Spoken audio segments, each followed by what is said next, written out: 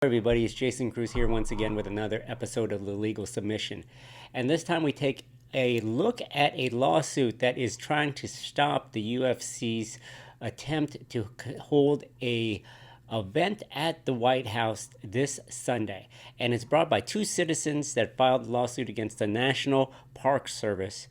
And they are trying to stop the UFC from holding its Freedom 250 event at the White House this Sunday. Now, as if you are following the UFC, this is the big event that Donald Trump had bandied about last year, and it's come to fruition, and we're a week away, and there is a lawsuit attempting to file an emergency injunction preventing this from happening. And why is it that these people are trying to file a lawsuit? Well, the organization that's helping with a lawsuit, Public Integrity Project, issued a press release, and it accompanied the lawsuit, and it highlights the fact that the president, one, has purchased stock in TKO earlier this spring, and Dana White's company has packages of up to $1.5 million each for access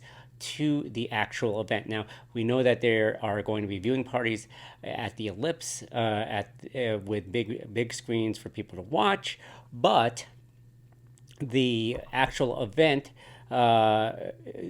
is very limited. Now, we know that Donald Trump has the lion's share of tickets to dole out, whether he's charging or giving them away to dignitaries, people of influence, things of that nature. I'm not sure. Dana White also has tickets to give out, as well as I believe Ari Emanuel. The other tickets are supposed to go to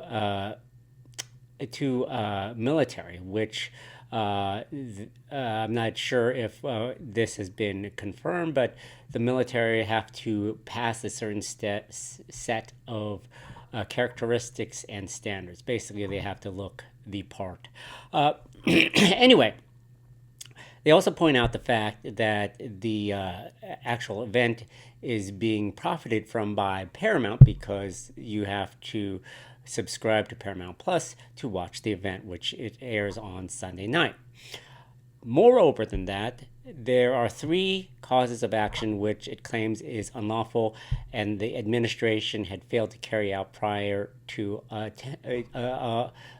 letting this event occur. The first of which is that it cites a violation of the National Park Service regulations, which prohibit sporting events on public grounds, namely the White House, and also the weigh-ins that are intended to be at the Lincoln Memorial.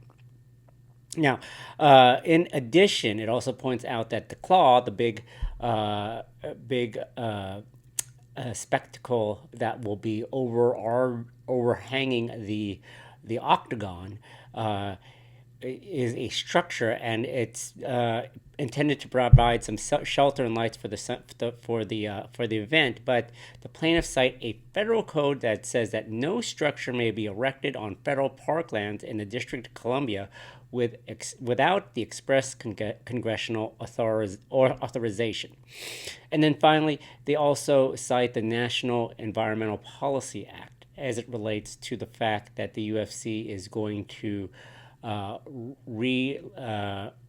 resod, put a new lawn on the south lawn because they tore it up for the event. Now, according to the standards and the protocol, there has not been an environmental impact assessment for the repairs, as far as how are they going to do it, how are they going to ensure that it's going to be made whole, and those types of things. Well, those are good questions.